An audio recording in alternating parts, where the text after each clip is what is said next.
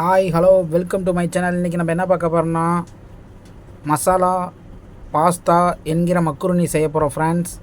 இதுக்கு தேவையான செய்ய வேண்டிய பொருட்கள்லாம் இங்கே எடுத்து வச்சுருக்கோம். பூண்டு, வெங்காயம், இஞ்சி, சின்ன வெங்காயம் எடுத்துருக்கேன் ஃப்ரெண்ட், அப்போ தான் டேஸ்ட் அதிகமாக இருக்கும். புதினா, மிளகாய், மல்லி, தக்காளி இவைகளெல்லாம் எடுத்துருக்கோம். மசாலா மக்ருனி பாஸ்தா இது பாருங்கள், சிப்பி மாடலில் இருக்குது. இந்த பாஸ்தா செம்ம டேஸ்ட்டாக இருக்கும் ஃப்ரெண்ட்ஸ். நீங்களும் ஒரு முறை ட்ரை பண்ணி பாருங்கள். அதுக்கு தேவையான பொருள்லாம் நம்ம எடுத்து வச்சுருக்க பொருள்லாம் பார்த்துக்குங்க. இவைகளை வச்சு தான் இப்போ நம்ம செம்ம டேஸ்ட்டாக செய்ய போகிறோம். இப்போ நம்ம மிக்ஸி ஜார் எடுத்துக்கணும் ஃப்ரெண்ட்ஸ். மிக்ஸி ஜார் இந்த மாதிரி எடுத்துக்கிட்டு இஞ்சி போட்டு நல்லா இந்த மாதிரி ஓட்டி எடுத்துக்கணும். இஞ்சியை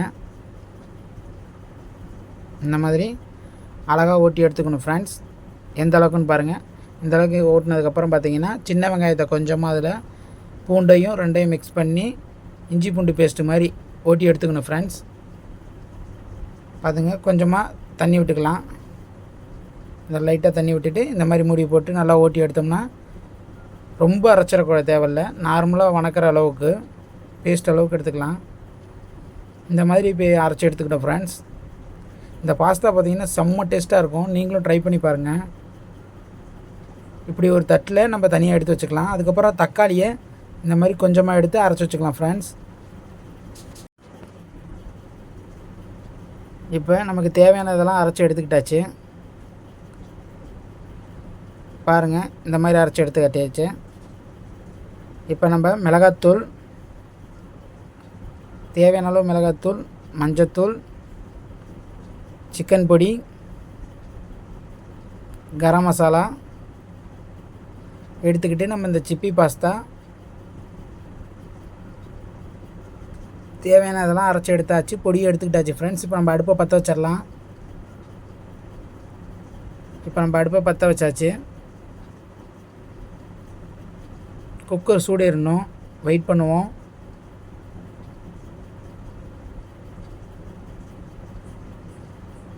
இப்போ பார்த்திங்கன்னா குக்கர் நல்லாவே சூடேறிச்சு ஃப்ரெண்ட்ஸ். இப்போ நம்ம தேவையான அளவுக்கு நல்லெண்ணெய் விட்டுக்கலாம். இந்த அளவுக்கு நல்லெண்ணெய் விட்டாச்சு.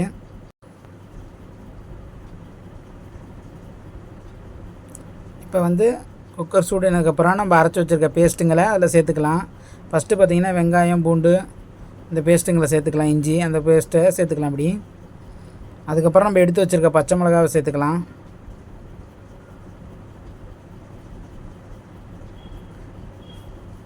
கொஞ்சமாக தலையும் கொஞ்சம் தக்காளியும் போட்டுக்கலாம் ஃப்ரெண்ட்ஸ். நல்லா பச்சை வடை போகிற அளவுக்கு நல்லா வணக்கி எடுத்துக்கணும். இந்த மாதிரி அழகாக நல்லா வணக்கி எடுத்துக்கணும். அதுக்கப்புறம் நம்ம பாஸ்தாவை ஒரு 5 நிமிஷம் இந்த மாதிரி ஊற வச்சிடலாம். நல்லா வணங்கிக்கிட்டு இருக்கு. இப்போ பச்சை வடை போகணும் ஃப்ரெண்ட்ஸ், அப்போ தான் டேஸ்ட்டாக இருக்கும். செம்ம சூப்பராக இருக்கும் இது. இப்போ நம்ம தக்காளி கட் பண்ணி வச்சுருக்க கொஞ்சம் தக்காளியை அதில் சேர்த்துக்குவோம். சேர்த்துக்கிட்டு நல்லா அதை வணக்கி விட்டுக்குவோம். அடிப்பிடிக்க விட்டுறக்கூடாது. நல்லா இந்த மாதிரி வணக்கி விட்டுக்கணும். அதுக்கப்புறம் பார்த்திங்கன்னா நமக்கு தேவையான அளவு இந்த மாதிரி தூள் உப்பு சேர்த்துக்கலாம்.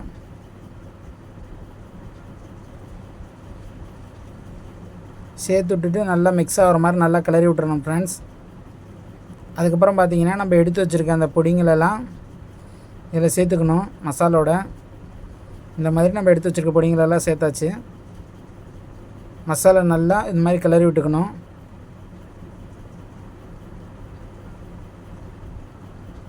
இப்போ பார்த்திங்கன்னா பச்சையோட முக்கால்வாசி போயிடுச்சு.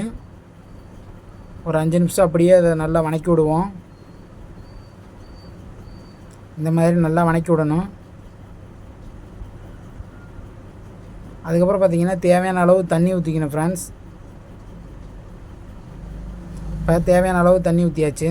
நம்ம வச்சுருக்க பாஸ்தாவை அழகாக அந்த மாதிரி கழுவிட்டு அதில் சேர்த்துக்கணும். அழகாக ஒன்றை போலையே இதே போலையே எல்லாத்தையும் சேர்த்துக்கணும் ஃப்ரெண்ட்ஸ். பாஸ்தா சேர்த்தாச்சு.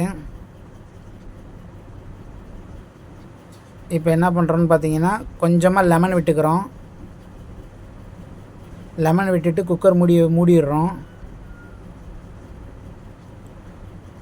மூடிட்டு இப்போ வெந்துருச்சு ஃப்ரெண்ட்ஸ். 2 விசில் விட்டாச்சு ஃப்ரெண்ட்ஸ். பாருங்கள் சூப்பராக வெந்துருச்சு ஃப்ரெண்ட்ஸ் பாஸ்தா. இப்போ அதை எடுத்து வச்சு நல்லா இந்த மாதிரி கிளறி எடுத்துக்கணும். இந்த மாதிரி டேஸ்டான சுவையான பாஸ்தா என்கிற மக்ருனி ரெடி ஆயிடுச்சு ஃப்ரெண்ட்ஸ். இப்போ பார்த்தீங்கன்னா நம்ம அது மேலே மல்லித்தலையை தூவிட்டு எடுத்தால் நம்ம அடுத்து சர்வ் பண்ண ரெடி பண்ணிடலாம் ஃப்ரெண்ட்ஸ். அவ்வளோதான் ஃப்ரெண்ட்ஸ், சாப்பிட எடுத்து வச்சுக்கலாம். டேஸ்டான சுவையான மசாலா பாஸ்தா ரெடி ஃப்ரெண்ட்ஸ். இப்போ அதை பிளேட்டில் எடுத்துக்கலாம். இந்த மாதிரி பிளேட்டில் எடுத்துக்கிட்டு